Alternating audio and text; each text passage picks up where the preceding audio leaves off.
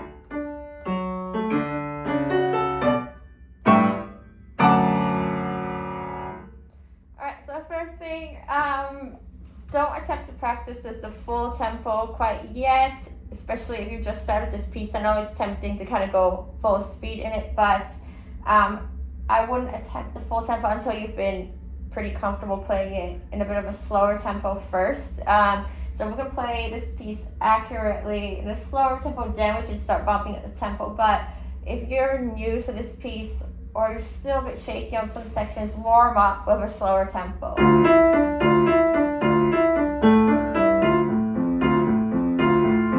then if you can play through the piece comfortably at a tempo like this, and you might increase it a notch, and then eventually once you have it pretty secure, then we can start shooting for the full tempo. The main thing, first page, just remembering the dynamic contrast, so especially when we have that mezzo forte section and the piano section, there should be quite a difference. So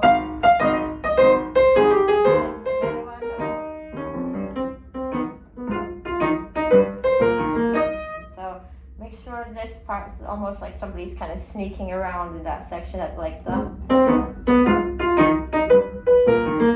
that part needs to sound kind of like somebody's kind of on their tiptoes, sneaking around a bit. And then later, the main challenges in this piece, in my opinion at least, are in the second and third page where things get a bit harder. So we have the key change in the second page where it goes to D major. So here it's just important to remember which chords are playing in the left hand. It's first we have, so I would break this part down here separately. So first looking at, we have D major, then we have the F sharp minor chord, but in the second inversion. So we have D major, F sharp minor second inversion, and down to B minor root, and then A major in this first inversion. And we have G major in the second inversion, back to root.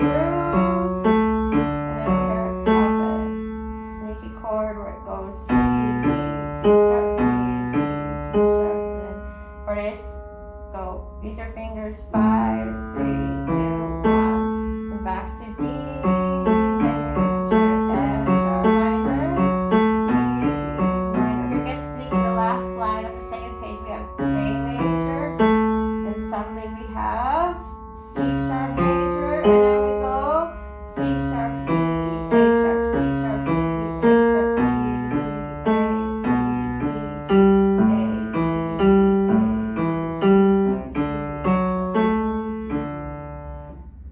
So what's important in this part, practicing it slowly and also recognizing which chords we're using can help us. This is where some of our theory knowledge comes in a bit handy, like knowing inversions and patterns of certain chords, where it can help us kind of create a bit of a pattern for this part. So practice the left hand slowly.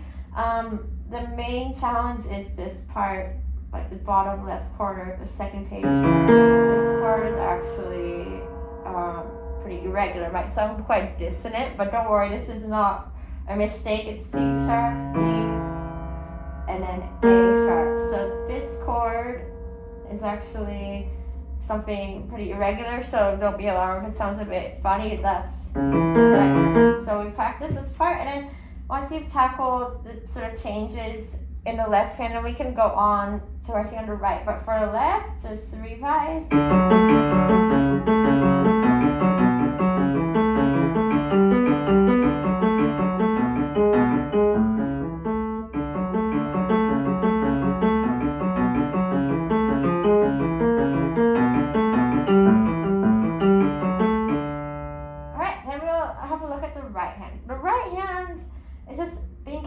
Jumping, so and also our slurs. So we have D, F sharp. So let your arms sort of bounce up in between these slurs. We go D, F sharp, A, F sharp, lift, D, E, C sharp, E, lift,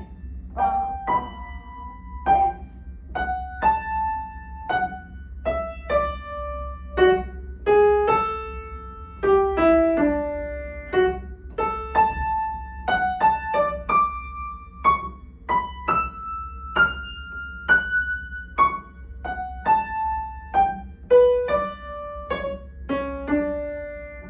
I'm sort of using that momentum from the slur to sort of bounce up or down into that next note. So use the momentum from the slur to sort of lift your fingers in a relaxed way up to the notes. So then we practice this a bit faster.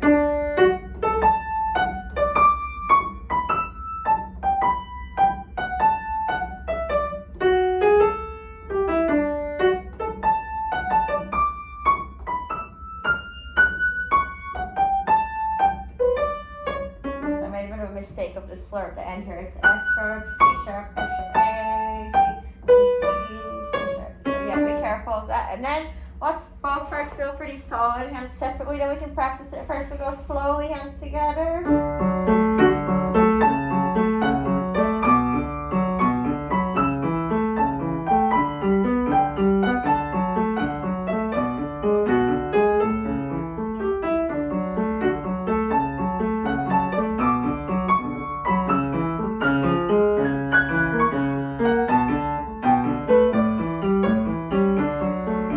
Stuck a bit on that last line, so that's the hardest part of this page. Is yeah.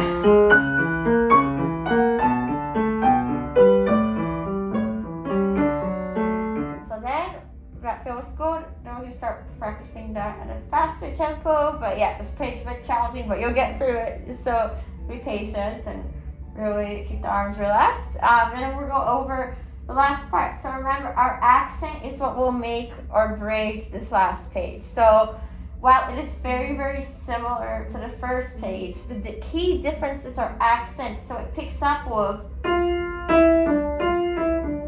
So in the beginning part, the first page, we accent on F. But in here, we're accenting on the E, which changes the melody. So we have.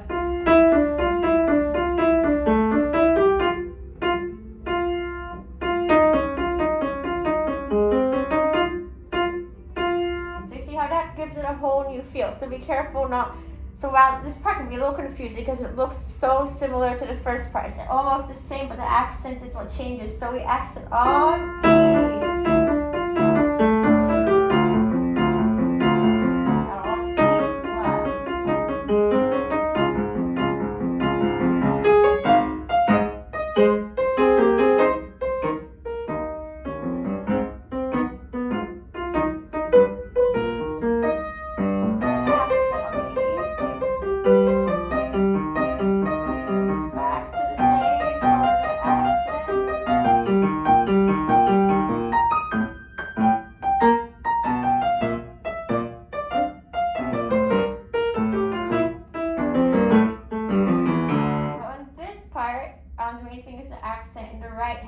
Correct spot. So, and then also some of the bouncing and hopping in the left hand. So while it might sound very similar, the beginning part we have we hop. So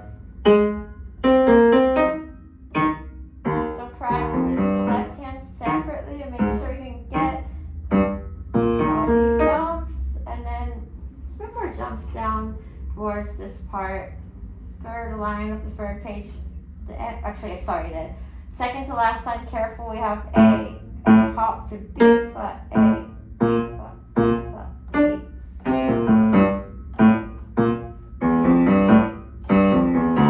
so be careful of those jumps again, instead of using that bouncy wrist motion to catch those notes. So play that slowly. So once it's feeling good, put that together, keep that accent in the right spot. Finally, our ending, poco mano mosso, and we change back to D major again, which is our parallel major key to the original key of D minor. So here we have to remember we suddenly have D, F sharp, A, D.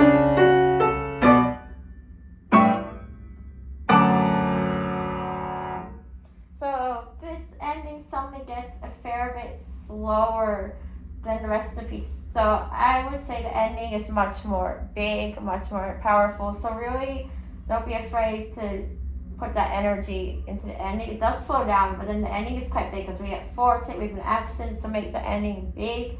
Also, one thing to be aware of in the last line in general is like when you're still in D minor here, you have the bass clef in both hands. So your right hand is reading as if it were in the left, so it's down here. Go back to just the normal clef and then poco mano mosso.